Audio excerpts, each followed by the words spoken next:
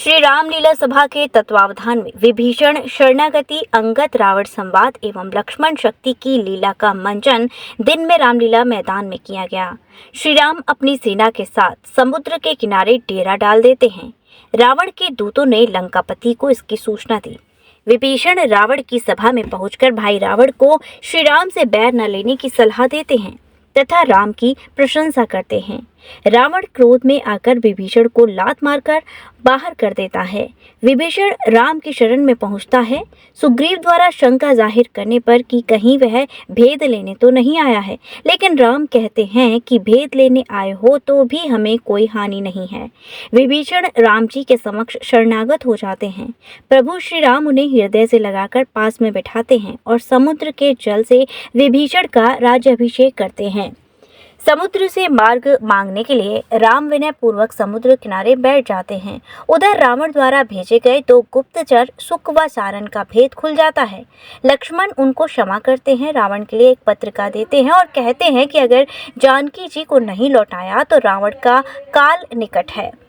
3 दिन व्यतीत हो जाने पर भी समुद्र मार्ग नहीं देता है तो राम क्रोधित होकर समुद्र को सोखने के लिए अग्निबाण धनुष पर चढ़ाते हैं। तभी समुद्र प्रकट होकर प्रभु से क्षमा याचना करता है और पार उतरने का उपाय बताता है। वहां पर राम रामेश्वर की स्थापना करते हैं। जामवंत की सलाह पर श्री प्रभु राम बाली पुत्र अंगद को दूत बनाकर लंका भेजते हैं। रावण व अंगद का संवाद होता है। राम की सेना लंका पर चढ़ाई कर देती है। रावण पुत्र मेघनाथ से वानर सेना घबरा जाती है। हनुमान जी मेघनाथ को मूर्छित कर वानर सेना की रक्षा करते हैं। पुनः मेघनाथ युद्ध के लिए जाता है। हनुमान जी व मेघनाथ का युद्ध होता है। मेघनाथ मायावी शक्तियों का प्रयोग करता है। रामबाण द्वारा मेघनाथ की माया को काट देते हैं। श्री राम से आज्ञा पाकर लक्ष्मण मेघनाथ से घोर युद्ध करते हैं। मेघनाथ यमपाश शक्ति का प्रयोग करता है जिससे लक्ष्मण मूर्छित हो जाते हैं। सुषेण वैद्य द्वारा बताई गई संजीवनी बूटी लेने हनुमान जी जाते हैं। लौटने में नंदीग्राम में भरत से मिलते हैं। भरत को समाचार सुनाते हैं। लौटकर लक्ष्मण के उपचार के बाद मूर्छा खुलने पर रामादल में प्रसन्नता की लहर दौड़ पड़ती है। तरीके से मैदान में लीला आयोजित की गई है क्या?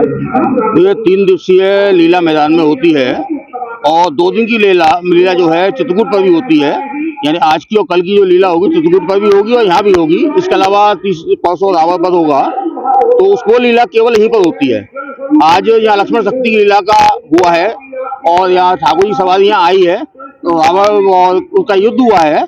लक्ष्मण जी का मेघनाथ से के युद्ध होने के बाद लक्ष्मण को उसने शक्ति मारी है और 2 बेहोश हो गए। संजीवनी बूटी लेकर हनुमान जी आए हैं और उनके प्राणों की रक्षा की है। KD medical college hospital and research centre, जहां एक की छत के नीचे ब्रजवासियों को मिलेगा संपूर्ण रोगों का इलाज, वो भी रियायती दरों पर।